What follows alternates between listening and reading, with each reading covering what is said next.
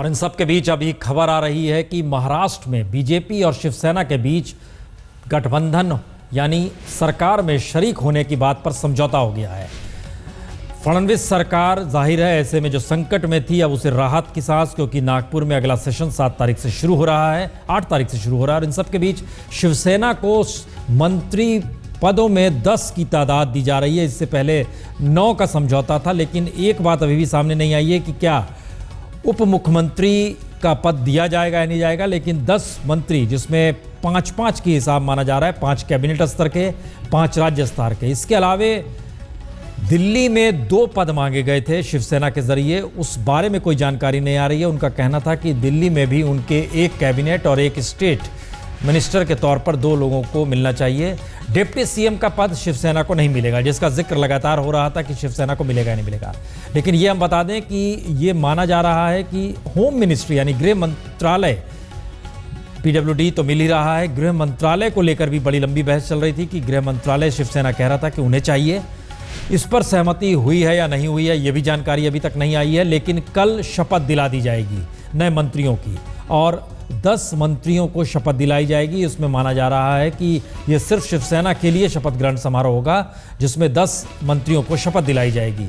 लगातार पिछले 72 घंटों से जिस तरीके से मशक्कत चल रही थी, यह इसलिए बड़ा महत्वपूर्ण हो चला था क्योंकि अब इस हफ्ते के बाद अगले हफ्ते में 8 तारीख से नागपुर में सेशन शुरू होने वाला है। और जिस तरीके से शरद पवार ने एक शगुफा छोड़ दिया था कि हमारे भरोसे सरकार ना रहे, इसके बाद संकेत और खड़े हो गए थे कि क्या फडणवीस सरकार रहेगी या जाएगी। और शिवसेना लगातार इसके बाद अपनी जद्दोजहद करते हुए एक समझौता कहीं ज़्यादा बड़े पैमाने पर सौदेबाजी के जरिए करना चाह रही थी, और उस पर सहमति जो हुई है उसमें 10 मंत्री अब शिवसेना के होंगे।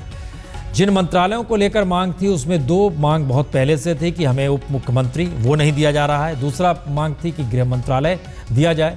गृह मंत्रालय की बात पर अभी तक जानकारी आई नहीं है कि क्या गृह मंत्री शिवसेना का होगा या नहीं होगा। ये इसलिए भी महत्वपूर्ण है कि क्या वाकई सत्ता के बगैर शिवसेना रह सकती है या नहीं रह सकती है। ये सारी चीज़ों की बात हमारे साथ चूंकि उर्मिलेश जी भी मौजूद है, और उर्मिलेश जी महाराष्ट्र की राजनीति को बड़ी बारीकी से देखते समझते रहे। उर्मिलेश जी, इस समझौते का मतलब क्या निकाला जाए? पहले बड़ी ज़बरदस्त एक दूसरे के खिलाफ कटाक्ष होते थे, जहर उगले जाते थे, और अब समझौते हो गया है दोनों के बीच में। यहाँ तक कि विश्वास मत पर कांग्रेस और दूसरी जो अपोजिशन की छोटी पार्टियां हैं उन्होंने जो कहा उससे ज़्यादा शिवसेना ने कहा कि ये फर्जी विश्वास मत है। इतना तक हुआ है, इसके बावजूद कि केंद्र में उनके एक मंत्री अभी भी विराजमान रहे। तो मुझे लगता है कि जो अभी आपने कहा अपने अपनी टिप्पणी में कि शिवसेना एक ऐसी पार्टी आज है कि सत्ता से अलग रहना, और इतने लंबे समय से वो सत्ता से बाहर है, खासकर राज्य की सत्ता से, तो ये उसका बने रहना सत्ता से बाहर उसको भी ठीक नहीं लग रहा था। मुंबई बृहद नगर पालिका में उसकी जो सत्ता है उसको बचाए रखने के लिए भी ये जरूरी लग रहा था कि सत्ता में भाजपा के साथ हिस्सेदारी की जाए, क्योंकि केंद्र में भाजपा की सरकार है, राज्य में भाजपा की सरकार है। तो कहीं न कहीं मोल तोल के मूड में शिवसेना भी थी। लेकिन एक बात जरूर इस घटनाक्रम से निकल रही है, अगर ये शपथ ग्रहण कल हो रहा है तो, कि जो लोग, चाहे वो मीडिया में या सियासत में, जो लोग समझते थे कि उद्धव ठाकरे राज ठाकरे की तरह आक्रामक नहीं है, तेज नहीं है, डैशिंग नहीं है, और बाल ठाकरे की विरासत अंततः राज ठाकरे के हाथ में जाएगी, वो गलत थे। और मैं शुरू से सोचता था कि भाई जिस तरह की एक शख्सियत हैं उद्धव ठाकरे, वो वाइल्ड लाइफ फोटोग्राफर हैं।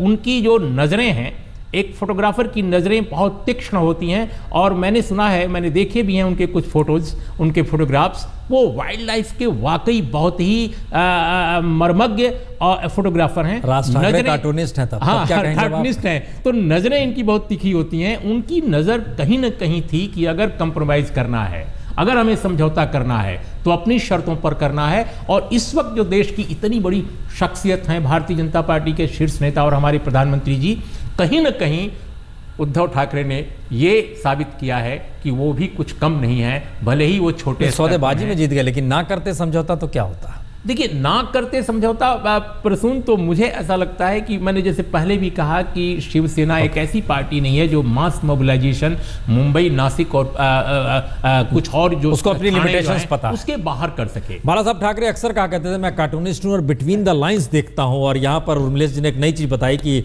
वाइल्ड लाइफ फोटोग्राफर जो है उस अर्जुन की तरह उस आंख को देख रहा था कि कहां सौदेबाजी उसके अनुकूल हो जाए। लेकिन समझौता शिवसेना और बीजेपी का हो गया है। कल 10 मंत्री शपथ लेंगे, जानकारी के मुताबिक 5 कैबिनेट, 5 राज्य मंत्री के तौर पर, और दिल्ली के लिए भी 2 पद मांगे गए थे, एक कैबिनेट स्तर का, एक राज्य स्तर का। उस बारे में कोई जानकारी अभी नहीं आई है।